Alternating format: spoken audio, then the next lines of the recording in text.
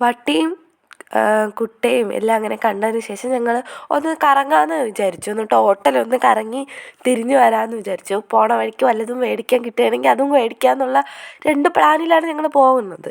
അപ്പം എല്ലാ വർഷത്തിനെയും കാട്ടി കച്ചവടങ്ങളും കാര്യങ്ങളൊക്കെ കുറവായിരുന്നു കേട്ടോ ഈ പ്രാവശ്യം. അതേപോലെ തന്നെ രാവിലെ മിക്കുള്ള വർഷങ്ങളിലും ഇവിടെ തിങ്ങി ഞെരുങ്ങിയാണ് ആൾക്കാർ വരാറുള്ളത്. ഇപ്പോൾ രാത്രിയിലാണ് ആൾക്കാർ കാഴ്ച കാണാൻ ഇറങ്ങുന്നത്. രാവിലെ അത്ര ആൾക്കാരില്ല.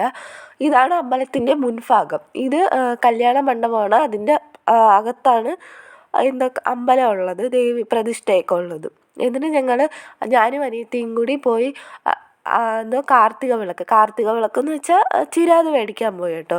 50 രൂപയ്ക്ക് 25 എന്നിട്ട് ഞങ്ങൾ കറക്കുകൾ കൂടെ കറങ്ങി ഗൈസ്. രാത്രി വരണമെന്നുണ്ട്, പക്ഷേ ഞങ്ങൾ ആ വണ്ടി പോയതിന് ശേഷം ഞങ്ങൾ രാത്രി എവിടെയും പോകാറില്ല. അതിപ്പോൾ ഭയങ്കര വിഷമമായിട്ടിരിക്കുന്നു. തിരിച്ച് വരുന്ന വഴിക്ക് എൻ്റെ അനിയത്തിയുടെ കൂട്ടുകാരിയെ കണ്ടു. അനിയത്തിയുടെ കൂട്ടുകാരിയുടെ അമ്മ എൻ്റെ അമ്മയുടെ ക്ലാസ്മേറ്റ് ആയിരുന്നു. അപ്പോൾ അവർ തമ്മിൽ അങ്ങോട്ടും ഇങ്ങോട്ടും സംസാരിച്ചു ഗൈസ്.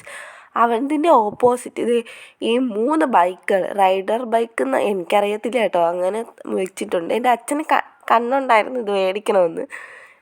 ഇതിന് ശേഷം ഞങ്ങൾ ഈ കുളത്തിലിറങ്ങി കേട്ടോ. ഇത് അമ്പലക്കുളമാണ്. ഈ കുളം പണ്ടൊരു സിനിമയിൽ ഉണ്ട്, മലയോഗം സിനിമയിൽ ഷൂട്ട് ചെയ്ത അമ്പലവും ഇതിൻ്റെ അടുക്ക ഒരു വീടുണ്ട്. ഇതൊക്കെ സിനിമയിലുള്ളതാണ്. ഇതെൻ്റെ മാമനാണ്. അപ്പോൾ മാമന് കിഴങ്ങ് കച്ചവടം ആണ് ഉള്ളത്. അപ്പോൾ കിഴങ്ങ് കച്ചവടത്തിൽ നമ്മൾ പോകുന്നത് എന്തിനാണ്? ഫ്രീക്ക് സാധനം കിട്ടും, നമുക്ക് തൂക്കാം, പൈസയും കിട്ടും. അത് കഴിഞ്ഞിട്ട് ഞങ്ങൾ സാധനങ്ങളൊക്കെ മേടിച്ച് വെച്ച് ഞാനും അമ്മയും കൂടെ ഒരു സ്ഥലത്ത് സൈഡായി ഗൈസ്. അതിനുശേഷം അച്ഛൻ്റെ കൂട്ടുകാരെയൊക്കെ കണ്ടു. അച്ഛനും മോനും ചെറുമോനും എല്ലാവരും കൂടി ഒന്ന് കറങ്ങാൻ പോയിട്ട് ഇപ്പോൾ വന്നു.